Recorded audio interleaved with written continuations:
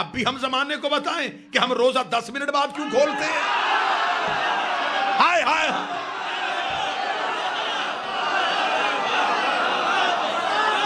हमारे सहर और अफ्तार का ताल्लुक शुआओं से नहीं।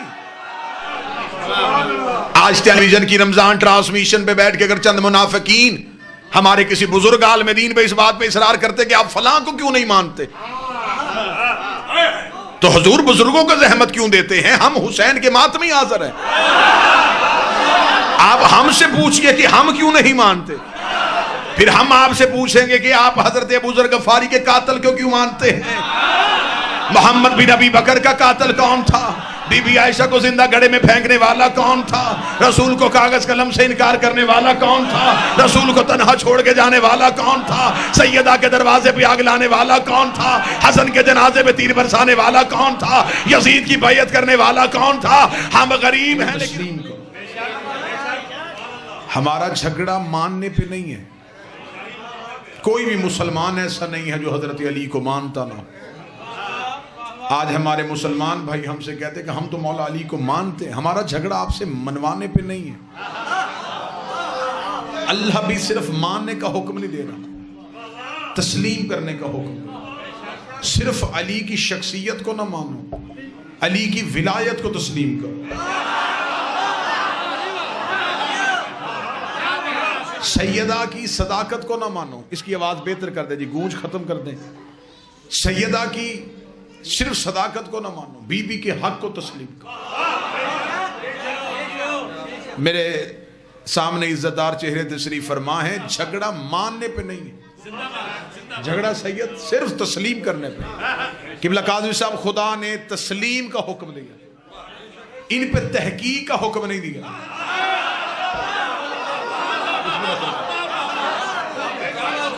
इन्हें तस्लीम करने का हुक्म है, इन पे तहकीक करने का हुक्म नहीं है।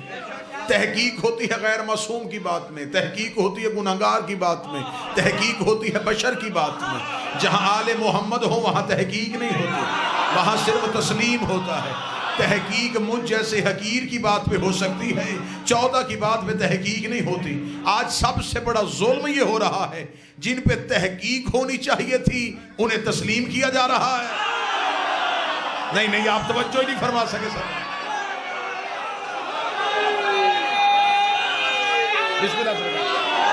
जिन पे तहकीक होनी थी उन्हें तस्लीम किया जा रहा है, जिनको तस्लीम करना था उनके फजाइल पे तहकीक की जा रही। कुरान मंजिल तस्लीम पे है, तहकीक पे नहीं। नबी मंजिल तस्लीम पे है, मंजिल तहकीक पे नहीं। इमाम मंजिल तस्लीम पे है, मंजिल तहकीक पे नहीं। अल्लाह को किसी ने नहीं देखा, तस्लीम करो। बगैर देखे तस्लीम करो। फरिश्ता किसी ने नहीं देखा, यकीन है तस्लीम की वजह से। जन्नत में कोई नहीं गया, ख्वाहिश है तस्लीम की वजह से। जहन्नम जलती हुई किसी ने नहीं देखी, खौफ है तस्लीम की वजह से। ये चीजें नजर नहीं आई तो मानी क्यों थी? कहते हैं नबी ने कहा था, नबी के कहने पे ना देखी चीजें मान ली हैं, गदीर पे दिखाया हुआ हाथ क्यों नहीं मान रहे?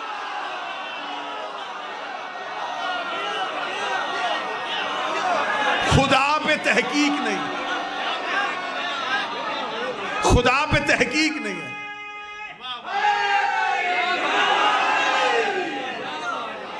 बतौते साहबान से खुदा पे तहकीक नहीं, तस्लीम है। नबी पे तहकीक नहीं, तस्लीम। मुझे आज तक कोई बंदा बताया जाए जिसने आके मौलवियों ने इकट्ठे होकर कहा आए कुरान की आयतों पे तहकीक करें। कुरान समझ में आए फिर भी मानो, खैर सब ना समझ में फिर भी मानो। अगर आप कहेंगे कुरान सी कौन सी आयत है जो समझ में नहीं आती, अनगिनत 20 आयतें मैं पढ़ देता हूं जो अकल इंसानी से बाहर है, लेकिन सीना कुरान में होने की वजह से तस्लीम की जा रही है। आदम बगैर माँ बाप के दुनिया पे कैसे आया? तहकीक नहीं करनी, तस्लीम करना। पहाड़ों के ऊपर पानी चला गया और नूह की कश्ती तैरती कैसे रही? तहकीक नहीं करनी, तस्लीम करना। इब्राहिम ने नारे नमरूद को ठंडा कैसे किया था? तहकीक नहीं करनी, तस्लीम करना है। यूनुस 40 दिन मछली के पेट में जिंदा कैसे रहे, तहकीक नहीं करनी, तस्लीम करना है। याकूब को यूसुफ के कुर्ते ने आंखें कैसे दे दी, तहकीक नहीं करनी, तस्लीम करना है। असहाबे कहफ जिंदा कैसे बैठे हैं, तहकीक नहीं करनी, तस्लीम करना है। ईसा ठोकर से मुर्दे को जिंदा कैसे करता था, तहकीक नहीं करनी, तस्लीम कर। अगर कुरान की इन आयतों पे तहकीक नहीं होती तो फिर ये भी तहकीक नहीं होनी कि अली 40 जगहों पे कैसे चला गया, अली ने खैबर का दर कैसे उखाड़ दिया, अली ने मुर्दे को जिंदा कैसे कर दिया, अली रिस्क कैसे बांटता है। कुरान पे तहकीक करे वो भी काफिर है, जो अली के फजाइल पे तहकीक करे वो भी काफिर।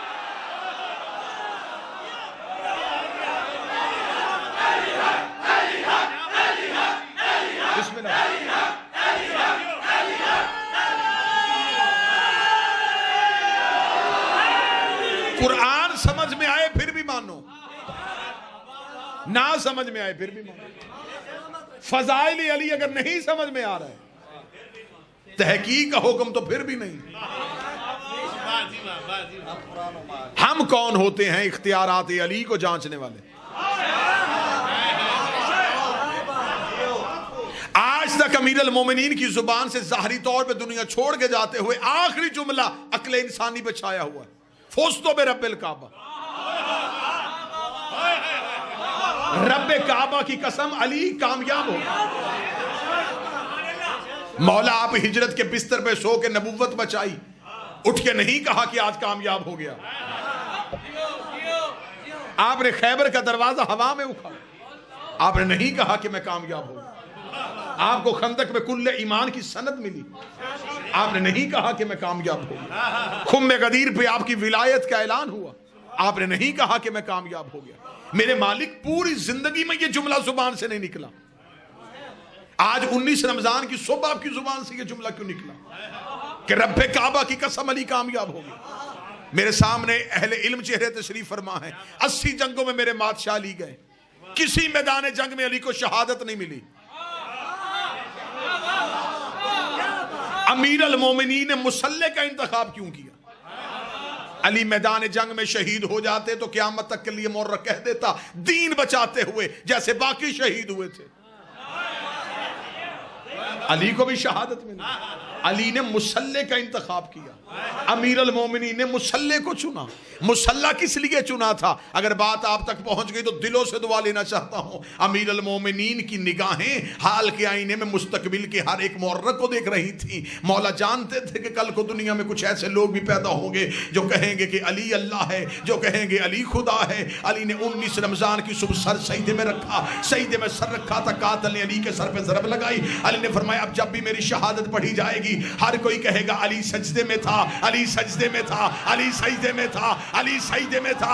मैंने सजदा करके उसे बचा लिया, अली कामयाब हो गया। बिस्मिल्लाह। जिसका सजदा तौहीद को बचा ले। हमारे सजदे हैं गुनाहों की माफी के लिए,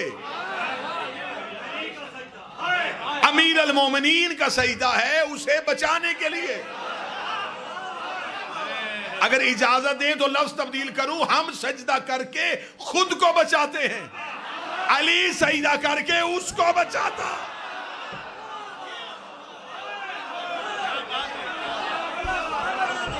अमीर अल मोमिनीन के सजदे में तौहीद की बका।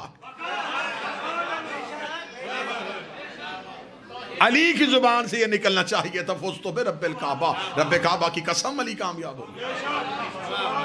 आज टेलीविजन की रमजान ट्रांसमिशन पे बैठ के अगर चंद मुनाफिकीन हमारे किसी बुजुर्ग आलिम दीन पे इस बात पे इसरार करते कि आप फलां को क्यों नहीं मानते, तो हुजूर बुजुर्गों को जहमत क्यों देते हैं? हम हुसैन के मातमी हाज़िर हैं। आप हमसे पूछिए कि हम क्यों नहीं मानते, फिर हम आपसे पूछेंगे कि आप हजरत अबू ज़र गफ़ारी के कातिल क्यों मानते हैं? मोहम्मद बिन अबी बकर का कातिल कौन था? बीबी आयशा को जिंदा गड़े में फेंकने वाला कौन था? रसूल को कागज कलम से इनकार करने वाला कौन था? रसूल को तन्हा छोड़ के जाने वाला कौन था? सैयदा के दरवाजे पे आग लाने वाला कौन था? हसन के जनाजे पे तीर बरसाने वाला कौन था? यजीद की बैयत करने वाला कौन था? हम गरीब हैं लेकिन हमसे ये नहीं होता, कातिल भी रजी अल्लाह, मकतूल भी रजी अल्लाह। जो मदीने से निकाले उसे भी रजी अल्लाह कहा जाए। हम अमीर अल मोमिनीन मुतवज्जह साहब, हम जिक्र अमीर अल मोमिनीन पे किसी जिक्र को तरजीह देते ही नहीं।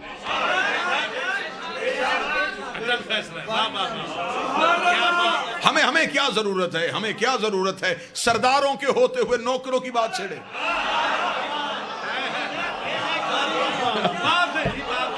मेरे अहले सुन्नत भाई तशरीफ फरमा है, नफरतें नहीं मोहब्बतें फैलाने के लिए पैगाम दो। मेरे अहले सुन्नत भाइयों के बाद 10 सहाबा किराम के नाम ऐसे हैं जिन्हें वो अशर मुबशरा कहते हैं। अशर मुबशरा कौन है? वो कहते हैं कि वो 10 सहाबी हैं जिन्हें नबी ने जिंदगी में जाने में जन्नत की बशारत दी कि तुम जन्नत में जाओगे। तो आपके पास सिर्फ 10 हैं जिन्हें बशारत मिली है। अब मेरा ख्याल है कि लफ्ज कहने के बाद मुझे चेहरों की जियारत करने का लफ्ज कहां तक हुआ। आपके पास सिर्फ 10 हैं जिन्हें बशारत मिली है।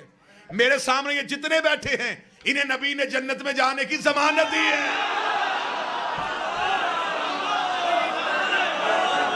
क्या नबी ने नहीं कहा जो हुसैन को रोए या रुलाए या रोने वाली शक्ल बनाए उस पर जन्नत वाजिब?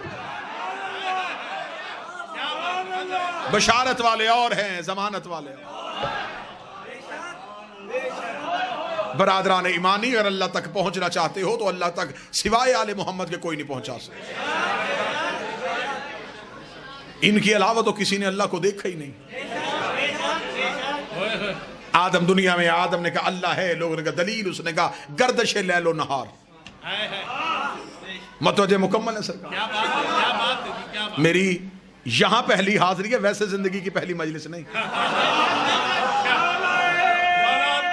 बिस्मिल्लाह सरकार।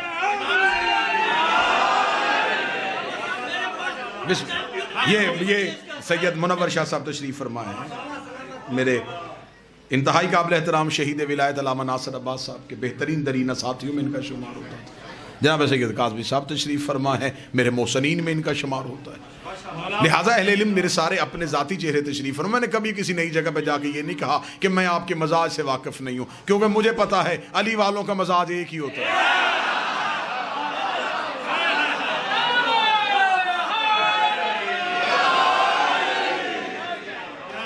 इनके सिवा मुझे कोई ऐसा दिखा जो हमें अल्लाह से मिला है। हजरत आदम दुनिया में है, अल्लाह है, लोगों ने कहा दलील, कहने का सूरज का निकलना और वक्त पे गरूब होना,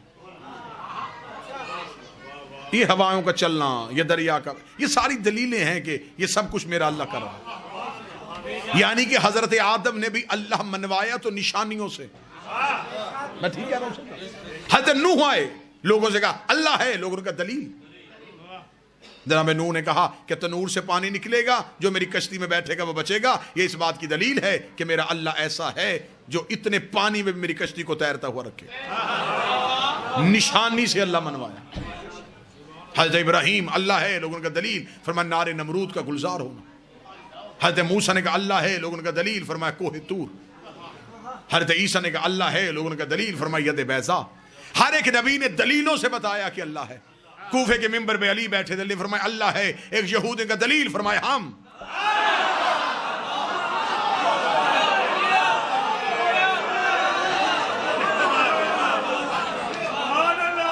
हम अल्लाह के होने की दलील है। अल्लाह खुद तो जमीन पे नहीं आ सकता ना, तो वो मखलूक तक फैज कैसे पहुंचाना था? सूरज जमीन पे नहीं आता, शुआओं को भेजता, शुआएं फैज सूरज से लेती हैं, मखलूक को बांट देती।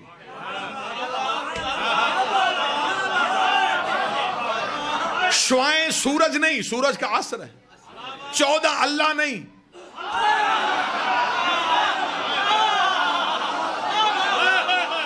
अल्लाह का असर। जैसे बगैर किरणों के सूरज पहचाना नहीं जाता, बगैर 14 के अल्लाह भी पहचाना नहीं जाता।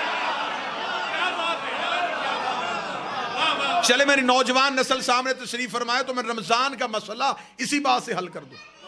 जाओ इल्म फल्कियात वालों से पूछो, मौसमियात वालों से पूछो। आज की जदीद रिसर्च ये कहती है कि सूरज तलू पहले होता है, जमीन पे नजर 9 मिनट बाद आता है। उन्होंने दलील दी, उन्होंने कहा जो सूरज की पहली शुआ सूरज से निकल के जमीन तक पहुंचती है तो जमीन के टाइम के मुताबिक उसे 9 मिनट का दुरानिया चाहिए सूरज से निकल के जमीन तक पहुंचने। जब तक वो हमारे गोले पे वो लाइट नहीं पहुंचती हम ये समझते हैं कि सूरज आया ही नहीं। शुआ बताती है कि वो आ गया है। कोई तो बंदा होगा।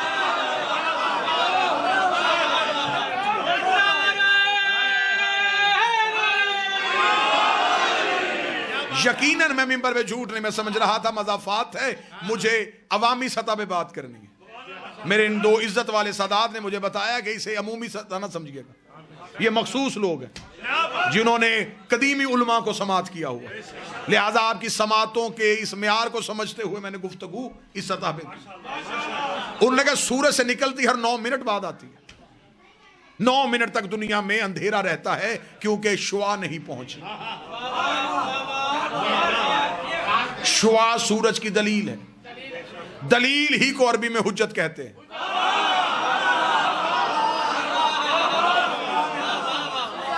और वही इल्म फल्कियात वाले कहते हैं कि सूरज गरूब पहले हो जाता है, नजर 9 मिनट तक आता है।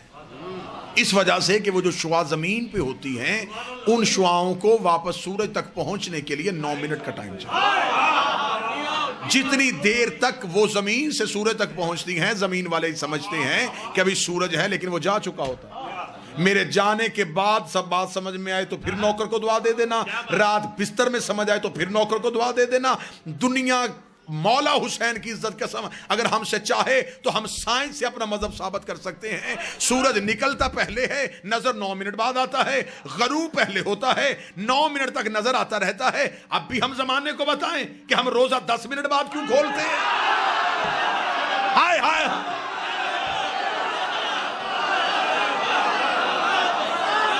हमारे सहर और रफ्तार का ताल्लुक शुआओं से नहीं,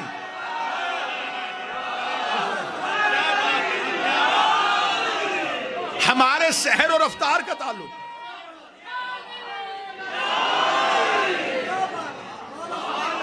हमारे सहर और रफ्तार का ताल्लुक शुआओं से नहीं, सूरज से।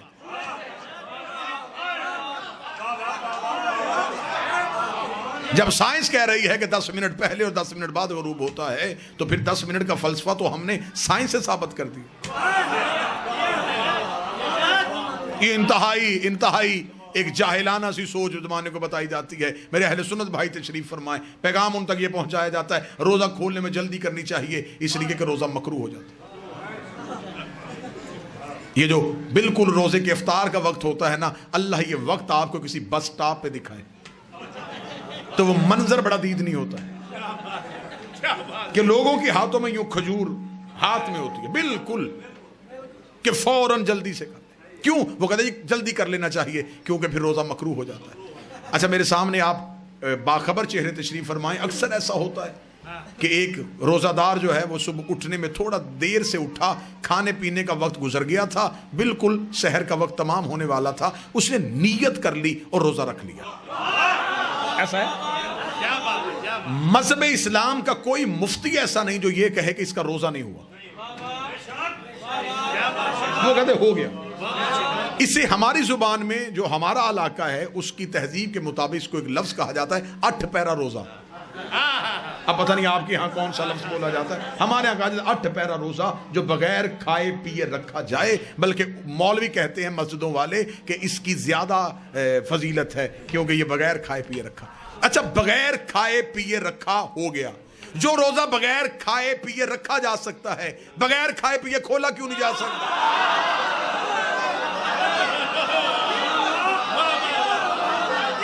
रोजे का तो अपना वक्त है, उसने ये नहीं देखना कि आपने खजूर खाई है कि नहीं खाई। आप फजर पढ़ें या ना पढ़ें, जब फजर का वक्त गुजर जाएगा तो वो गुजर गया।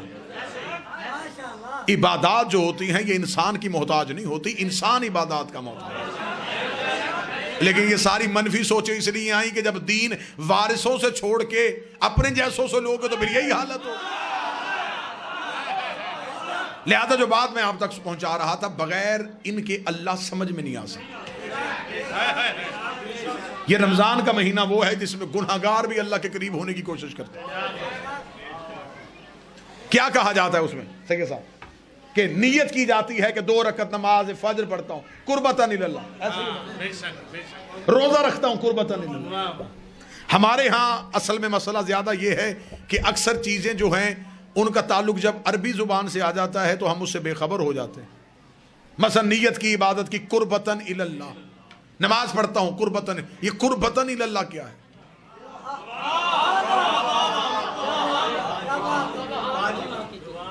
कुर्बतन अल्लाह नहीं, कुर्बतन इल्लल्लाह, मैं अल्लाह की तरफ करीब होना चाहता हूं। अब आपने मेरी सोचों से ज्यादा दाद दे दी, ये जुमला आप समझिएगा और इसी पे नतीजा दे दूं। इंसान नियत करता है कि मैं अल्लाह की तरफ करीब होना चाहता हूं, अल्लाह के करीब नहीं, अल्लाह की तरफ करीब।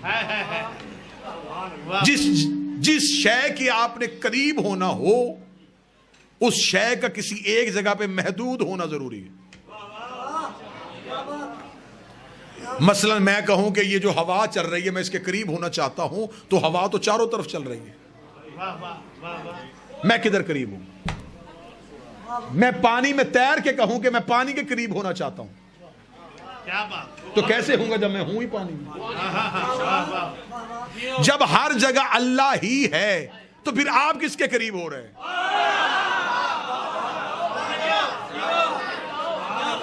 जितना आसान कहेंगे उतना आसान कर लूंगा, लेकिन बात को समझिएगा जरूर। नीयत है कुर्बतन इल्लल्लाह, अल्लाह की तरफ करीब होना चाहता हूं। मैं मजमे से कहूं थोड़ा थोड़ा मिंबर के करीब हो जाए, इसका मतलब मिंबर यहां है, आप उधर से इधर की तरफ आए, इधर करीब हो रहे हैं, इसका मतलब मिंबर इधर है उधर नहीं। अगर हम अल्लाह के करीब हो रहे हैं तो अल्लाह को एक जगह पे मानना पड़ेगा। जिधर हम जा रहे हैं उधर अल्लाह है, जिधर से हम जा रहे हैं उधर अल्लाह नहीं। तो जो उधर हो और इधर हो वो अल्लाह होता ही नहीं।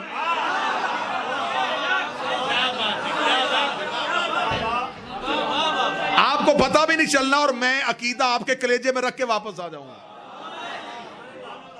हम अकायद के हवाले से खुद कुछ हमलावर है कि पता भी नहीं चलता, और उस वक्त पता चलता है कि जब हम उसके बिल्कुल करीब ब्लास्ट हो जाते कि अकीदा उसके अंदर अब सरायत कर गया। आप अल्लाह की तरफ करीब होना चाहते हैं सैयद, अल्लाह की तरफ करीब होना चाहते हैं तो अल्लाह है कहां? पहले बताओ, क्या आसमानों पे अल्लाह है? तो अगर आसमानों पे है तो जमीनों पे कौन है? तो अल्लाह आसमानों पे है जमीनों पे नहीं, तो इसका मतलब है माज़अल्लाह वो उधर है और इधर नहीं। अगर कहें कि वो आसमानों पे भी रहता है जमीनों भी रहता है, कभी उधर जाता है कभी इधर आता है, फिर हम उसके तगय्युर के कायल हो जाएंगे, वो हरकत में भी नहीं। अगर हम कहें वो एक जगह पे रुका हुआ है, फिर हम उसके सकूत के कायल हो जाएंगे, वो साकन भी नहीं। अगर हम कहें कि वो हर जगह में आ गया है, फिर हम उसके हलूल के कायल हो जाएंगे। तो फिर जिसके करीब होना जा रहे हो वो है कहां?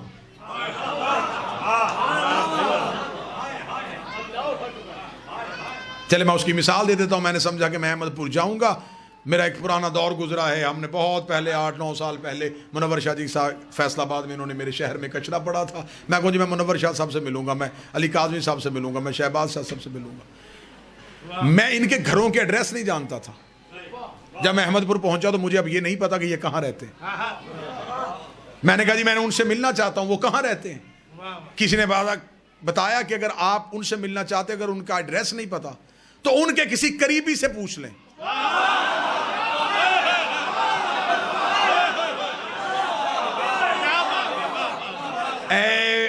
सजदों में अल्लाह ढूंढने वालों, अगर अल्लाह नहीं मिल रहा तो अल्लाह के किसी करीबी से पूछ ले।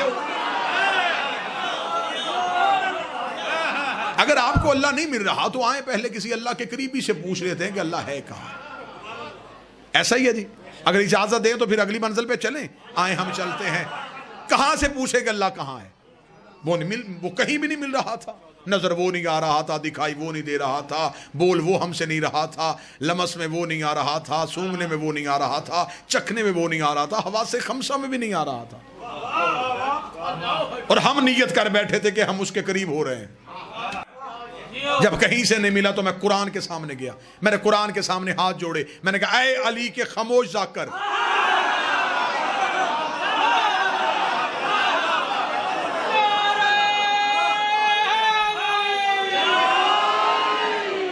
इंतहाई रूहानी माहौल बन गया मजलिस का।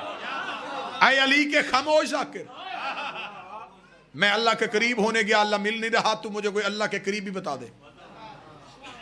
मैंने जब कुरान के सामने हाथ जोड़े, कान लगाया, तो कुरान से आवाज आई कि मेरे सीने में 4 ऐसे हैं जिनका दावा है कि वो उसके करीब गए। इन 4 से मिल, ये तुझे बता सकते हैं कि वो कहां रहता। अब बिल्कुल मैं करीब आ गया और समझ भी नहीं आनी कि मैं गुजरा कहां से हूं। मैंने कहा पहला उनका हजरत मूसा, इसका दावा है कि ये अल्लाह से बातें करता था। मैं बारगाह कलीमुल्लाह में गया, मैंने कहा ए अल्लाह का नबी, मैं अल्लाह के करीब होना चाहता हूं, बता कितना करीब करेगा। हजरत मूसा की आवाज है, उसने मुझे खुद तूर पे रोक दिया है।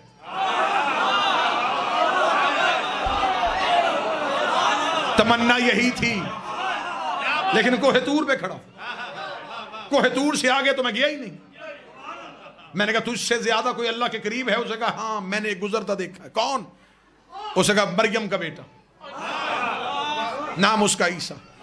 अहमदपुर वालों, रियासत वालों, दिल से दुआ देना, मैं ईसा के पीछे दौड़ा तो वो भी 4थे आसमान पे बैठा हुआ था।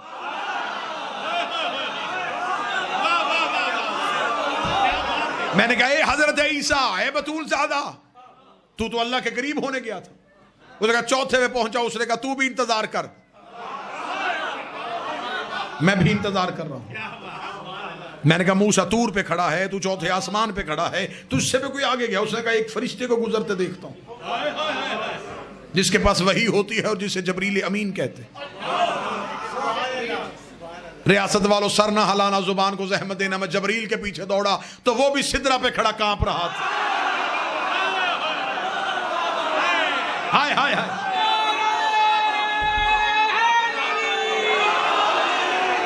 ले सैयदाद, आप जरा मजमे की तरफ ध्यान करना, कहां कहां चेहरे का रंग उतरा है, कहां से दुआ निकलेगी, कहां से धुआं निकलेगा, ये मुझे अंदाजा मिंबर से बैठ के कर लेना है। मूसा तूर पे खड़ा था, ईसा 4थे आसमान पे खड़ा था, जबरील सिदरा पे खड़ा था। मैंने कहा जबरील अमीन, तुझसे भी कोई आगे गया है? जबरील ने कहा मैं सिदरा पे रुक गया और मोहम्मद जूती पहन के चला गया है। मैं सिदरा पे रुक गया और नबी नलैन पहन के चला गया है। मैंने सरकार रिसालत माप के कदमों पे हाथ रखे। मैंने कहा या रसूलल्लाह, मूसा तूर पे है, ईसा 4थे आसमान पे है, जबरील सिदरा पे है, तू अल्लाह के करीब चला गया। फरमाया मैं भी करीब होने के लिए गया था, उसने पर्दे के पीछे मुझे रोक दिया।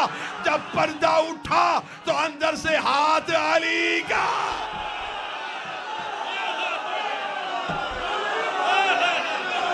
अब अगर हाथ यहीं पे रहे तो मैं यहां नतीजा देने लगा हूं, अगर मुस्तफा भी अल्लाह के करीब जाए तो वहां भी अली की कुर्बत को पाता है। अब तुमने नीयत की थी मैं अल्लाह के करीब हो रहा हूं, करीब अली के बगैर हो नहीं सकता। बाकी जगहों में से अली बाद में निकालना, पहले नीयत में से निकाल के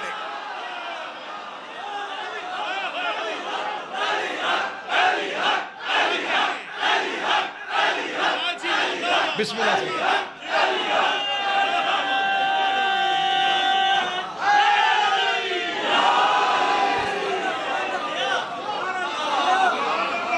कुर्बत इलाही का नाम है अली।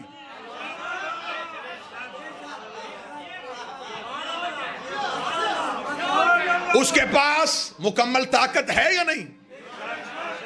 अला कुल्ल शैइन कदीर, हर शय पे कुदरत रखने। सीधा हम तक नहीं पहुंचा, हम तक सीधा अल्लाह आया ही नहीं, इन्होंने बताया कि है। ये जो सारे कलमा पढ़ते हो ना, अशहदु अल्ला इलाहा, हम गवाह, मैं गवाही देता हूं है, ये सबसे पहले गवाही इन्होंने दी थी। इन्होंने कहा है, हमने कहा है। इनकी है का नाम तौहीद है। इन्होंने कहा है, हमने क्या, हमने तो अल्लाह नहीं देखा, इन्होंने बताया कि अल्लाह है। हमने इनकी जुबान पे यकीन रखा, उस यकीन को ईमान कहते हैं, तस्लीम किया, इस तस्लीम को इस्लाम कहते हैं। इन्होंने कहा अल्लाह है, हमने मान लिया। तो वो अल्लाह सीधा नहीं आया, इनके जरिए से है। कुरान भी हमारे दिलों पे नहीं भेजा,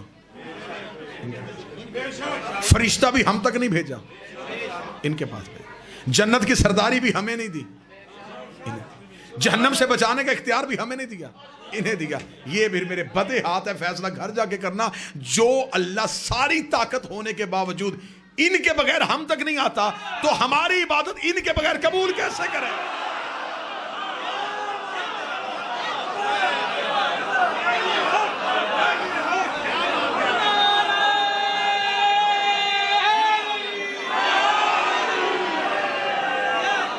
मतवजे साहबान,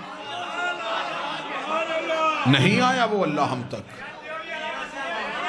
मालिक हुसैन इज्जत अता फरमाए, उस अल्लाह ने हम तक पहुंचने के लिए आले मोहम्मद को वसीला फैज करार दिया। अल्लाह मखलूक हुज्जत, वो अपना फैज इन्हें देता है, हम अपनी दुआएं इन्हें देते हैं। ना वो डायरेक्ट फैज देता है, ना वो डायरेक्ट दुआ सुनता है। यही वजह है कि इस दरमियानी वसीला फैज की वजह से वो कहता है तुम दरूद पढ़ो, हम कहते तू दरूद पढ़।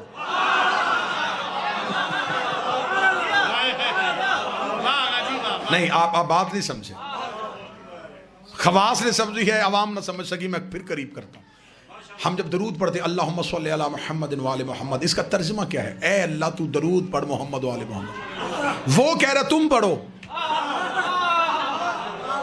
हम कह रहे हैं तू पढ़। वो हमें हुक्म दे रहा है, हम उसे कह रहे हैं, तो फिर दरूद है क्या? दरमियान में ये फैज है। वो भी कहता है इनसे मांगो, हम भी कहते हैं इनके वसीले से दे। दरमियान से वसीला निकाल दिया जाए तो दरूद तो मुकम्मल ही नहीं होता।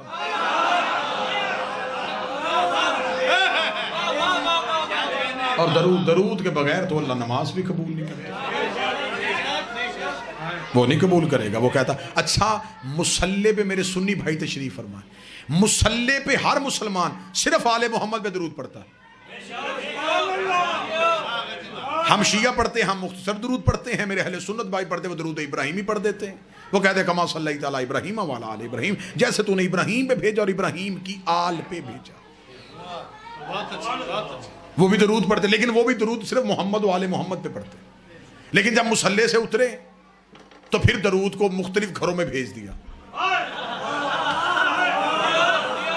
आले ही व सहाबे ही व अज़वाजे। मेरा हाथ बांध के सुन्नी भाइयों से गुजारिश है, मुसल्ले पे आपने सिर्फ आल पे पढ़ा, मुसल्ले से उतर के आपने कभी उस दरवाजे पे, कभी उस दरवाजे पे, कभी उस दरवाजे पे। तो अगर आपने दरूद उन पर भेजना है तो फिर मुसल्ले पर भी भेजें। वो कहते जी मुसल्ले पे भेजेंगे तो नमाज बातिल हो जाएगी, तो जिनके जिक्र से नमाज बातिल हो जाए, जब अल्लाह अपने जिक्र के साथ सिवाय अहले बैत के किसी और का जिक्र सुनना नहीं चाहता। आज हमें कहते हैं जी आप सिवाय आले मोहम्मद के किसी की बात क्यों नहीं करते? भाई हमारा क्या कसूर है? अल्लाह किसी की सुनना नहीं चाहता। नहीं, आप समझे ही नहीं सरकार। हम पे यही इल्जाम है ना कि शिया सिर्फ आले मोहम्मद की बात करते, सहाबा की बात क्यों नहीं करते, या नबी की बीवियों की बात क्यों नहीं करते? तो मैं वही सवाल आपकी तरफ पलटा देता हूं, आप नमाज में सिर्फ आल पे दरूद क्यों पढ़ते हैं?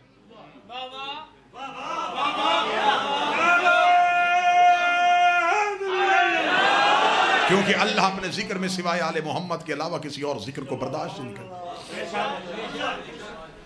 अल्लाहुम्मा सल्ली अला मुहम्मद व आले मुहम्मद।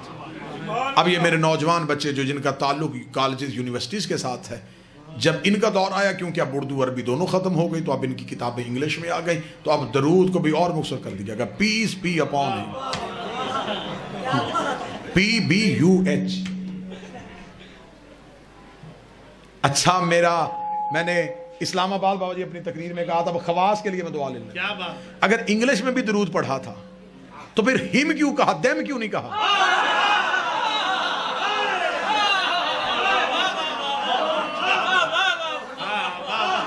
फिर तो पूरे कबीले में भेजना था ना। ये हैं वो मखसूस लोग जिन्होंने अल्लाह की पहचान करवाई। आज अगर आप नमाज कबूल करवाना चाहते हैं तो इनके बगैर कबूल नहीं हो सकती। रिसालत इमाम की बारगाह में एक सहाबी आया, किबला बुखारी साहब, उसने आके कहा या रसूल अल्लाह, नेकियां कितनी और गुनाह कितने, हसनात कितनी और सय्यात कितनी। वो समझ रहा था कि नबी एक एक चीज लिखवाएंगे। नबी कहेंगे नमाज नेकी है, झूठ गुनाह है, रोजा नेकी है, चोरी गुनाह है, ज़कात नेकी है, माल खाना हराम। उसे कहा नबी लंबी फरिश्त बताएंगे। नबी ने फरमाया नेकी भी एक है, गुनाह भी एक है। सदा से दुआ लेने लगा, नेकी भी एक है, गुनाह भी एक है। उसने कहा या रसूलल्लाह, मैं नेकियां पूछ रहा हूं, फिर मैं भी बता रहा हूं, नेकी भी एक है, गुनाह भी एक है। सुन्नी किताब से ना दिखाऊं तो आपका नहीं 14 का मुजरम। उसका नेकी कौन सी और गुनाह कौन सा है? फरमाया हुब्बे अली से बड़ी नेकी कोई नहीं है, बुग़्ज़े अली से बड़ा गुनाह कोई नहीं। हुब्बे अली वो नेकी है जिसकी वजह से नेकियां भी नेकियों में शुमार होती हैं। बुग़्ज़े अली वो गुनाह है जिसकी वजह से नेकियां भी गुनाह में बदल जाती हैं। अगर मजमा साथ दे, बंदा दिल में बुग़्ज़े अली रख के मुसल्ले पे आए, बंदा नमाज पढ़ता है, फरिश्ते अमाल में झूठ लिख लेते हैं।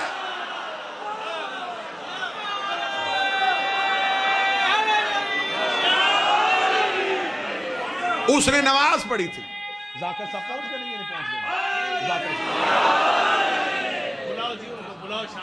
अच्छा मुतवज्जे साहब, हुब्बे अली नेकी, बुग़्ज़े अली गुनाह। चले मैं अपने जमींदार तबके के लिए बात को आसान कर देता हूं कि बंदा बाद में सवाल करेंगे जी ये देखे जी इन्होंने कहा कि अली से बुग़्ज़ होगा तो अल्लाह नमाज को भी झूठ लिखेगा, ये कैसे हो सकता है? अभी साबित करता हूं। किसी बर्तन में निजासत का एक कतरा डाल दो, उसके बाद पाक चीजें भी डाल दी जाओ, निजस हो जाए। बुग़्ज़े अली है निजासत। दिल में बुग़्ज़े अली रख के बंदा कुरान भी पढ़ता रहे, कुरान भी फायदा नहीं देता। मुसल्ले पे क्या पढ़ना है? कुरान ही पढ़ना है ना। तो कुरान तो अली के बगैर फायदा देता ही नहीं। आखिरी मार्फत की गिरहा खोल लें और आपको सलाम करें। अल्लाह कुरान में कहता है कि इस कुरान के अंदर एक छुपी हुई किताब है, किताब मकनून, जिसे सिवाय मुताहिरून के कोई नहीं छूता। ताहिर नहीं, मुताहिर। जो पाक हो उसे ताहिर कहते हैं, जिससे पाक हो उसे मुताहिर।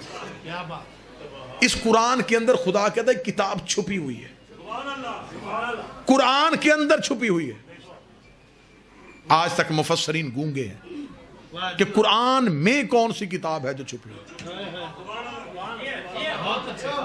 दो सहाबी मस्जिद नबवी में बैठे आपस में कह रहे थे ये कुरान के अंदर कौन सी किताब छुपी। या करीब से सलमान मोहम्मदी गुजरे, एक सहाबी ने दूसरे से कहा इससे पूछो ये अली का शागिर्द है। सलमान मोहम्मदी को बुलाया गया, उस सहाबी ने कहा सलमान कुरान के अंदर की किताब छुपी हुई है, तू जानता वो किताब कौन सी है? सलमान मुस्कुरा के कहते बताऊं या दिखाऊं?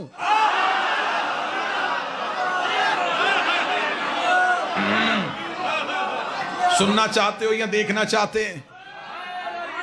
उसका बड़ी अच्छी बात होगी अगर तू दिखा दे। उनके जहन में ये था कि अभी सलमान कुरान उठाएगा और कुरान उठा के किसी आयत पे उंगली रख के कहेगा ये वो आयत है जिसे अल्लाह ने किताब कहा है, ये वो सूरत है जिसे अल्लाह ने किताब कहा है। अहमदपुर वालों बादशाह हुसैन की इज्जत कसम सलमान मोहम्मदी बजाय कुरान उठाने के मस्जिद के दरवाजे से बाहर निकला, सीधा दहलीज सैयदा पे आया। दहलीज सैयदा पे आकर सर सजदे में रखा, रखने के बाद दहलीज सैयदा पे हाथ रखा। ये है वो कुरान जिसके अंदर वो किताब रहती है, ये है वो कुरान जिसके अंदर वो किताब रहती है। उन्होंने कहा बूढ़ा हो गया, अली की मोहब्बत में क्या कह रहा है? ये तो तहलीज ज़हरा है, तहलीज ज़हरा को कुरान से शबीह दे रहा है। सलमान मुस्कुरा कर मुझे बताओ कुरान खोलो तो अंदर से क्या निकलता है? उन्होंने कहा आयतें निकलती हैं। सलमान ने कहा यहाँ बैठो, अभी दरवाजा खुलेगा, मैं तुम्हें आयतें निकलती हुई दिखा।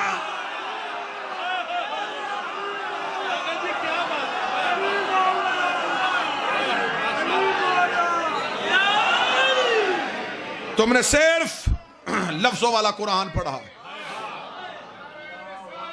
यार।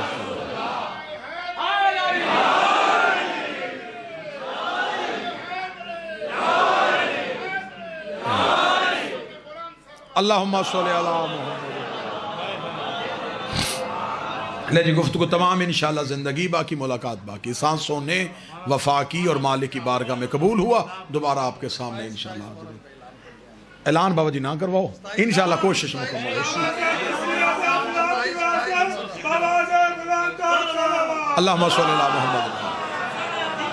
कोशिश इंशाअल्लाह। अब तो फासले भी सिमट गए हैं, मोटरवे ने फासले बड़े करीब कर दिए हैं। आपका फासला बाकी शहरों से दूर नहीं रहा। वैसे भी फासले किलोमीटर से नापे नहीं जाते, फासले दिलों की दूरी से नापे।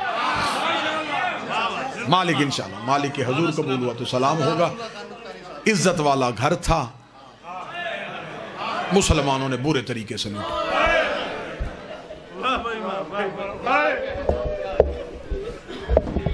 दुआ हासिल हो गई, आने का मकसद पूरा हो गया। जो पैगाम दिल में था वो अहबाब के ज़हनों तक पहुंच गया। बस मेहमान समझ के, हाँ हाँ बिस्मिल्लाह, तशरीफ़ लाएं, तशरीफ़ लाएं, तशरीफ़ लाएं। सैयद नजमुल हसन शराजी साहब, मेरे इलाके का एक मोतबर नाम, बाइज़्ज़त नाम, मालिक हासदीन के हसद से, शरीरों के शर से, शयातीन के हमले से महफूज फरमाए।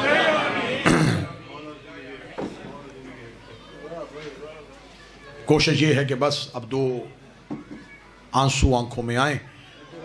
अगर मैंने हक़ के मवद्दत अदा किया, जो आपके सामने मैंने तज़किरा आले इत्तिहार किया, तो अगर आप उसकी कोई ना कोई की मुझे कीमत देना चाहें तो वो कीमत दाद की सूरत में नहीं, मिन्नत सिर्फ इतनी है कि कभी भी ज़िंदगी में अली की विलायत को न छोड़ो। बिस्मिल्लाह बाजी, बिस्मिल्लाह, आओ आओ, बिस्मिल्लाह, आओ बिस्मिल्लाह। अली की विलायत को न छोड़ना, हुसैन की अज़ा को न भूलना और बतूल के हक़ को न भूलना।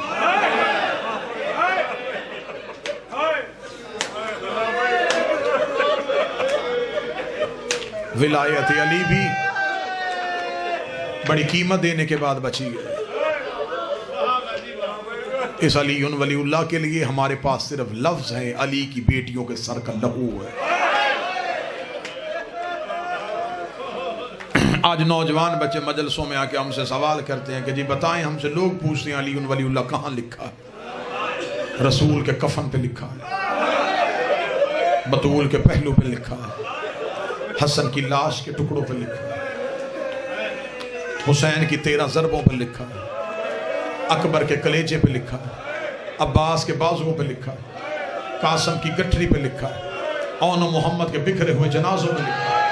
अगर सैयद मुझे माफ कर दे तो ज़ैनब की चादर पे लिखा है, सज्जाद के रुखसारों पे लिखा है, सकीना के बहते हुए कानों पे लिखा है, शाम की गलियों की दीवारों पे लिखा है, बगदाद के पुल पे पड़े हुए जनाजे पे लिखा है, कुम की पहाड़ियों में रोने वाली सैयदादी के सर पे लिखा है। इस अली वलीउल्लाह के लिए क्या कीमत देनी। शहीद विलायत अल्लामा नासिर अब्बास का जुमला है, अल्लाह शहीद के दर्जात बुलंद। शहीद फरमाया करते थे कि अली वलीउल्लाह के लिए जो पहली खतून कत्ल हुई वो मोहम्मद की बेटी थी। घर आके मारा मुसलमानों ने रसूल की बेटी। जुर्म सिर्फ तहफ़्फ़ुज़ विलायत अली। आज लोग एतराज करते थे हम अली वलीउल्लाह की बात करें, लोग हमसे बोलना छोड़ देंगे, लोग हमसे गुफ्तगू करना छोड़ देंगे। तो अली वलीउल्लाह की खातिर तो लोगों ने मोहम्मद का जनाजा भी छोड़ दिया। अली वलीउल्लाह की दुश्मनी में तो लोगों ने बतूल का दरवाजा जला दिया। अली की इज्जतदार बेटियां शाम के बाजार में गई तो सिर्फ तहफ़्फ़ुज़ विलायत अली के लिए।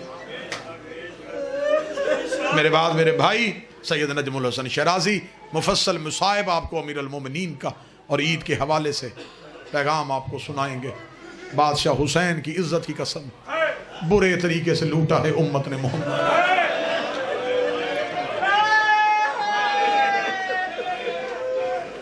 ये वो दिन होते हैं जिन दिनों में बहनों को पेके घरों की तरफ नजरें होती, किसी का बाप आ रहा है, किसी का भाई आ रहा है, रेड़ी लगाने वाला भाई, भट्टे पे मजदूरी करने वाला भाई बहन के सर पे प्यार देने के बाद ईद के कोई पैसे बहन के हाथ पे देना, भाई का सर चूम के कह दिया तू आ गया मेरी हो गई,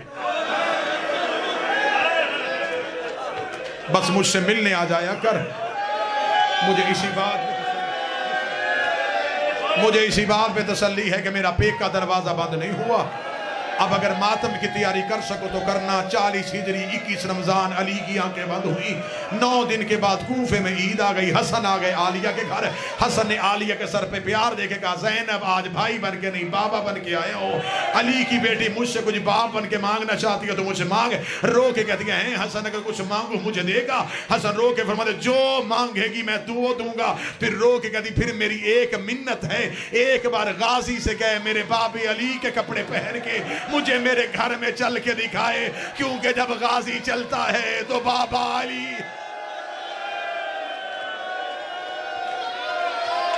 हसरत रही अली की बेटियों की।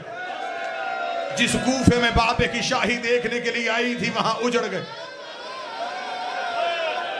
मेरा मालिक जल्द अज जल्द ये पाबंदियां खत्म हो, हम खुल के हुसैन को रो सके। हर चीज के बगैर गुजारा है, हमारा हुसैन के मातम के बगैर गुजारा नहीं। हम मर सकते हैं लेकिन हम हुसैन का जिक्र नहीं छोड़ सकते। सदा से माफी मांगे, बिल्कुल मुख्तसर करूंगा ताकि मेरा भाई अपने हिस्से की नौकरी दे सके।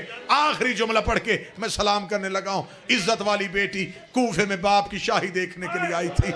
बाप ने अपनी शाही में बुलाई थी बेटियां। जब बाप के बाद कैद होके कूफे में,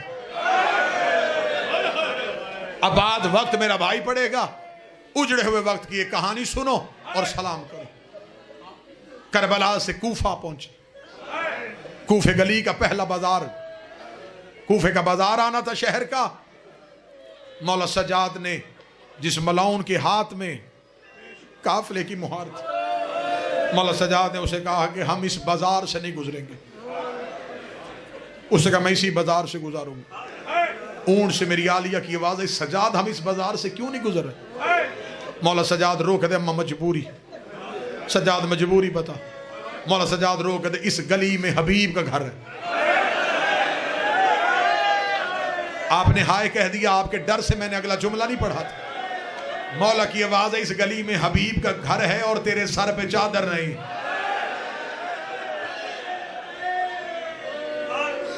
बीबी दे कहती है हबीब का घर इस गली में है? हाँ मैं इसी गली में। मौला सजाद की आवाज आई, वो सामने छत पे हबीब का बेटा खड़ा। अब करीमी सुनाऊं अली की बेटी की। रो के कहती सजाद फिर यहां से गुजर। अब मैं क्यों? रो कहती आई तो हूं, इसे बाबे का पुरसा दे लो। और तेरी करीमी के सदके तेरे 9 मारे गए, तुझे रोने कोई नहीं आया। तेरी सब भाइयों की मारी गई, तेरा मातम करने कोई ना आया। इस गली से गुजार, मैं हबीब के बेटे, हबीब का पुरसा दे लो। माओ बहनों बेटियों के मातम के लिए अगला जुमला पढ़ो। हबीब के मकान की छत के करीब बीबी का ऊंट आया। हबीब के बेटे ने चेहरा बदला, पिछले कदम हटा। बीबी की आवाज आई, बेटा मेरे करीब आ, बेटा मेरे करीब आ। बच्चे की आवाज आई। बीबी देख रही, मैं तुझे बुला रही हूं, तू वापस क्यों जा रहा है? अगर यही जुमला तुमने सुन लिया तो इसी जुमले पे कलियों पे मातम करोगे, मुझे आगे मुसाहिब पढ़ने की जरूरत नहीं पड़ेगी। बीबी ने कहा मैं तुझे बुला रही हूं, तू वापस क्यों जा रहा है? बच्चा आंखों पे हाथ रख कर रो के कहता, बीबी मैंने कूफे में आज तक मर्द कैदी देखे थे, पहली बार मैंने कोई मजदूर कैदी देखी है। मैंने पहली बार किसी औरत के हाथों में रस्सियां देखी हैं। अल्लाह जाने किस जुर्म में तेरे हाथों में रस्सियां आई हैं। बीबी रो के दी, मेरा जुर्म बाद में पूछना। अपनी माँ से कह तुझे कैदर बुला रही है। हबीब का बेटा देना ना, बीबी मेरी